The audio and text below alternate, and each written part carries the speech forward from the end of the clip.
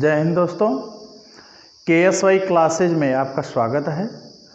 आज हम जो है आपको हिंदी विषय से संबंधित व्याकरण जिसमें कि अलंकार के बारे में हम आपको बताएंगे। बहुत सारे बच्चे ऐसे हैं जो अलंकार के बारे में पूरी अच्छी तरह से नहीं समझ पाते हैं, इसलिए हम आज आपको जो है अलंकार को अच्छी तरह से परिभाषित करेंगे और उसको बहुत अच्छी प्रकार से आपको बताएंगे ताकि आपको सही समझ में आ जाए। बहुत सारे व्याकरण का जो हाई स्कूल की जो परीक्षाएं, इंटर की परीक्षाएं, उसमें जो व्याकरण वाला भाग होता है, खास करके अलंकार, रस और छंद से संबंधित जो भाग होता है, उसमें बच्चे जो है उसको छोड़ देते हैं, है ना, नहीं कर पाते हैं, उसकी बात को समझ नहीं पाते हैं, परिभाषा को समझ नहीं पाते। तो आइए आज हम जो है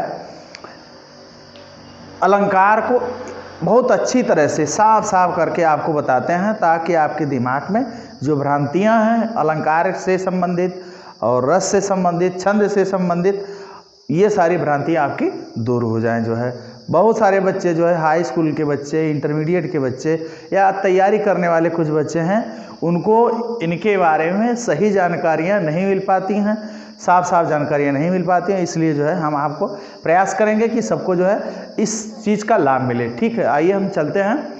आज हम आपको अपने वीडियो में बताएंगे अलंकार। देखिए अलंकार क्या है। अलंकार काव्य की शोभा बढ़ाने वाले तत्वों को, काव्य की शोभा बढ़ाने वाले तत्वों को अलंकार कहते हैं। काव्य की शोभा बढ़ाने वाले तत्वों को अलंकार कहते हैं। अलंकार का मतलब होता है, देखो अलंकार का मतलब होता है गहना। अलंकार का मतलब क्या होता है? गहना। जिससे क्या होता है, जैसे एक किसी स्त्री को, किसी पुरुष को, है ना, किसी स्त्री को, किसी पुरुष को आप जो है खूब गहना वगैरह पहना देते हैं तो उसकी सुंदरता और क्या होती है, बढ़ जाती है ना। अगर हम किसी सुंदर स्त्री को, सुंदर पुरुष को या किसी भी स्त्री पुरुष को जब हम जो है गहना वगैरह से सजा देते हैं तो उसकी सुंदरता और क्या होती है, बढ़ जाती है। जब उसकी सुंदरता बढ़ जाती है, उसी प्रकार से, ठीक उसी प्रकार से जब हम कविता, जो कविता लिखी गई है, जो काव्य लिखा गया है, उसमें क्या है, कुछ तत्व ऐसे आ जाते हैं जो काव्य की शोभा बढ़ा देते हैं, उसकी सुंदरता को और क्या करते हैं, बढ़ा देते हैं। ठीक है ना। और काव्य सुनने में अच्छा लगता है। जैसे किसी स्त्री पुरुष को गहना पहना दिया जाए तो वह देखने में अच्छा लगता है।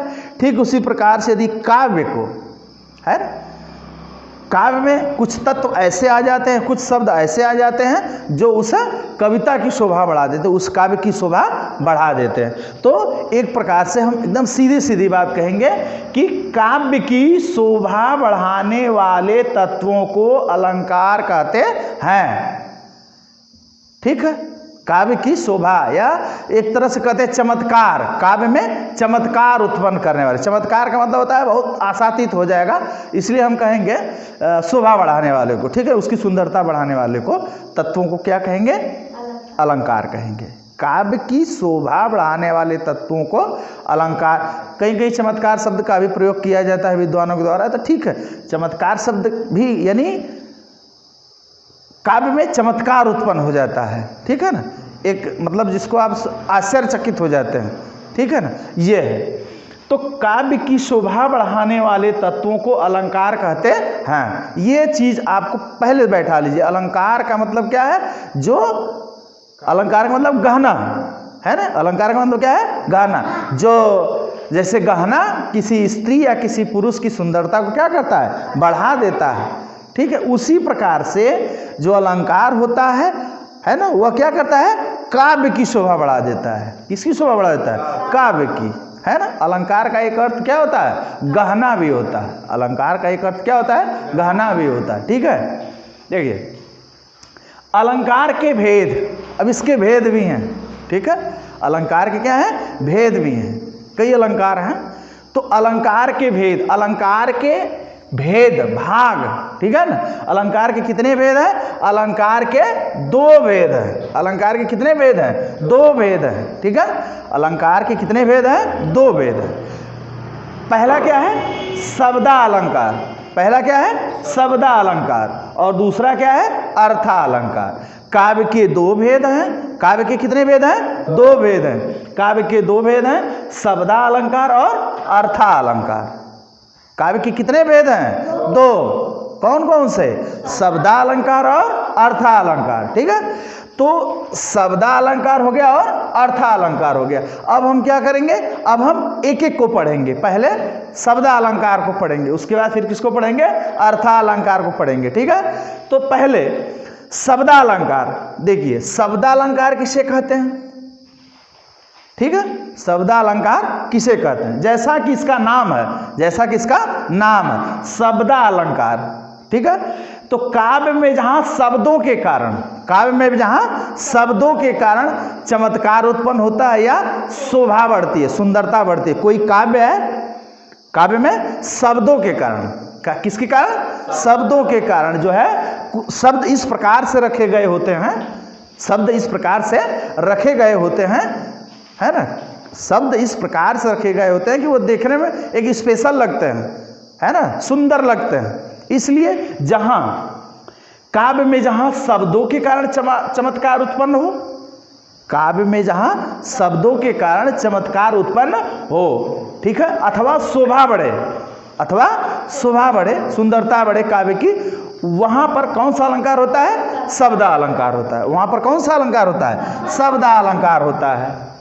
ठीक है, काव्य में जहां शब्दों के कारण चमत्कार उत्पन्न हो अथवा शोभा बढ़े, वहां शब्दा अलंकार होता है। बात समझ में? अलंकार तो पहले ही हमने बता दिया। अब शब्दा अलंकार क्या है? जहां शब्दों के कारण, उसके नाम के अनुसार, उसके नाम के अनुसार, काव्य में जहां शब्दों के कारण चमत्कार उत्पन्न होता है या शोभा बढ़ती है, वहां पर कौन सा अलंकार होता है? शब्दा अलंकार होता है। बात समझ में आ गई? अब आगे बढ़ते हैं। देखिए अब क्या है? शब्दा अलंकार। अब हम किसको पढ़ेंगे? शब्दा अलंकार। पहला जो है शब्दा अलंकार था, शब्दा अलंकार की परिभाषा हो गई। दूसरा है अर्था अलंकार। तो पहले हम किसको पढ़ेंगे? शब्दा अलंकार। शब्दा अलंकार के भेद। अब शब्दा अलंकार के भी क्या है? भेद है। ठीक है, अलंकार समझ गए? अलंकार के कितने भेद हैं? दो भेद हैं। कौन कौन से? शब्दा अलंकार और अर्था अलंकार। ठीक है, अब हम क्या पढ़ेंगे? शब्दा अलंकार। जहां शब्दों के कारण, काव्य में जहां शब्दों के कारण चमत्कार उत्पन्न होता है, वहां क्या होता है? शब्दा अलंकार। अब शब्दा अलंकार के भी भेद हैं, उसके भी भाग हैं। ठीक है ना? कितने भाग हैं? तीन। शब्दा अलंकार के तीन भेद हैं। कितने भेद हैं? तीन भेद हैं। तीन भेद है। शब्दा अलंकार के कितने भेद हैं? तीन भेद हैं। ठीक है, वो कौन कौन से? पहला है अनुप्रास अलंकार। कौन सा है? अनुप्रास अलंकार। दूसरा है यमक अलंकार। ठीक है, और तीसरा क्या है? श्लेष अलंकार। पहला है अनुप्रास अलंकार, दूसरा है यमक अलंकार, और तीसरा क्या है? श्लेष अलंकार। यानी शब्दा अलंकार के तीन भाग हो गए या भेद हो गए। ठीक है, कौन कौन से? अनुप्रास अलंकार, यमक अलंकार और श्लेष अलंकार। कौन कौन से हो गए भाई? कौन कौन से? अनुप्रास अलंकार, यमक अलंकार और श्लेष अलंकार। अनुप्रास, यमक और श्लेष। ठीक है, 60 अंक कर लीजिए। अनुप्रास, यमक और श्लेष। ठीक है, तो शब्दा अलंकार के तीन भेद या तीन भाग हो गए। कौन कौन से? अनुप्रास, यमक और श्लेष। अनुप्रास, यमक और श्लेष, तीन अलंकार हो गए। ठीक है, अब हम बारी बारी से शब्दा अलंकार को पहले पढ़ेंगे। पहले अर्था अलंकार को रोके रहेंगे। सबसे पहले हम शब्दा अलंकार को पूर्ण रूप से, है ना, उसको जानेंगे, फिर हम अर्था अलंकार के बारे में पढ़ेंगे। पहले सबसे पहले शब्दा अलंकार। शब्दा अलंकार के तीन भेद हैं। शब्दा अलंकार कितने भेद हैं? तीन भेद। कौन कौन से? अनुप्रास अलंकार, यमक अलंकार और श्लेष अलंकार। तो हम सबसे पहले देखते हैं अनुप्रास अलंकार को। किस अलंकार को? अनुप्रास अलंकार। अर्था अलंकार के तीन भेद हैं। सबसे पहला अलंकार है अनुप्रास, दूसरा है यमक और तीसरा अलंकार है श्लेष। ठीक है। तो हम सबसे पहले अनुप्रास अलंकार के बारे में पढ़ेंगे। अनुप्रास अलंकार क्या है? देखिए, अनुप्रास अलंकार ध्यान से सुनिए, बहुत अच्छी चीज है। काव्य में जहां व्यंजन वर्ण की आवृत्ति होती है, काव्य में जहां व्यंजन वर्ण की आवृत्ति होती है वहां अनुप्रास अलंकार होता है। आवृत्ति का अर्थ क्या होता है? बार बार आना। आवृत्ति का अर्थ क्या है? बार बार आना। कोई चीज बार बार, जैसे कोई शब्द बार बार आता है तो उसको क्या कहते हैं? आवृत्ति। किसी चीज का बार बार आना। तो काव्य में जहां व्यंजन वर्ण की, काव्य में जहां किस वर्ण की? व्यंजन वर्ण की आवृत्ति होती है वहां अनुप्रास अलंकार होता है। जैसे उदाहरण देखिए, तरनी तनुजा तट तमाल तरुअर बहु छाए। तरनी तनुजा तट तमाल तरुअर बहु छाए, ये देखिए भारतेंदु हरिश्चंद्र जी की रचना की एक लाइन है, एक पंक्ति है, जिसको यमुना छवि नामक शीर्षक से लिया गया है। किस शीर्षक से? यमुना छवि। यमुना छवि एक शीर्षक, एक पाठ है भारतेंदु हरिश्चंद्र जी का, जिनकी एक रचना है। एक लाइन है, तरनी तनुजा तट तमाल तरुअर बहु छाए। यहां पर आप देखिए, पहला शब्द जो शुरू होता है, तरन शब्द जो शुरू है वह किससे है? त वर्ण से। दूसरा तनुजा किससे है? त वर्ण से। तट किससे है? त वर्ण से। तमाल किससे है? त वर्ण से। तरुअर त वर्ण, मतलब कई बार जो त वर्ण है, जो त वर्ण व्यंजन जो है वो कई बार आया है, इसलिए यहाँ जो है कौन सा अलंकार होगा? अनुप्रास अलंकार होगा। तरनी तनुजा तट तमाल तरुअर बहु छाए, बहुत अच्छी पंक्ति है, बहुत अच्छी रचना है इनकी। तरनी तनुजा, तरनी तनुजा का अर्थ होता है, तरनी माने होता है सूर्य। तरनी का अर्थ क्या होता है? सूर्य। तनुजा का अर्थ होता है पुत्री, सूर्य की पुत्री अर्थात यमुना नदी। सूर्य की पुत्री अर्थात यमुना नदी। तट, तट माने किनारे। तमाल, ताड़ के, तमाल का अर्थ क्या होता है? ताड़ के वृक्ष। यमुना नदी के किनारे बहुत सारे ताड़ के। तमाल तरुअर बहु छाए, तरुअर माने वृक्ष। ताड़ के वृक्ष बहुत ज्यादा, ताड़ के वृक्ष क्या है? छाए हुए हैं, और वह नदी में क्या है? झुके हुए हैं, है ना। लगता है कि अपने प्रतिबिंब को, जैसे आप प्रतिबिंब, जैसे आप कांच दर्पण के सामने जैसे आप अपना चित्र देखते हैं, उसी प्रकार से वह जो तमाल के, जो ताड़ के पेड़ हैं, वो क्या है? वह लग रहा है कि अपना प्रतिबिंब यमुना नदी के अंदर देखना चाह रहे हैं। ठीक है, तो यहां पर कौन सा, यानी कौन सा वर्ड बार बार आया है? त वर्ण। तरनी तनुजा तट तमाल तरुअर बहु छाए, अतः यहां पर कौन सा अलंकार होगा? अनुप्रास अलंकार। इसके और अन्य उदाहरण बहुत सारे हैं, है ना। चारु चंद की चंचल किरणें खेल रही हैं जल थल में। चारु चंद की चंचल किरणें, चारु चंद चवड़ है, चवड़ की बार बार क्या हो रही है? आवृत्ति हो रही, इसलिए यहां पर कौन सा अलंकार होगा? अनुप्रास अलंकार होगा। ठीक है, इसके अलावा और बहुत सारे उदाहरण हैं। दमके दतिया दुतिदामिनी ज्यों किलके कलबाल विनोद करें, अवधेश के बालक चारि सदा तुलसी मन मंदिर में बिहरें, है ना। इसके बाद हम देखते हैं यमक अलंकार। अनुप्रास के बाद यमक अलंकार। यमक अलंकार क्या है? देखिए, यमक अलंकार काव्य में जहां कोई शब्द दो या दो से अधिक बार आए परंतु उनका अर्थ अलग अलग हो, वहां यमक अलंकार होता है।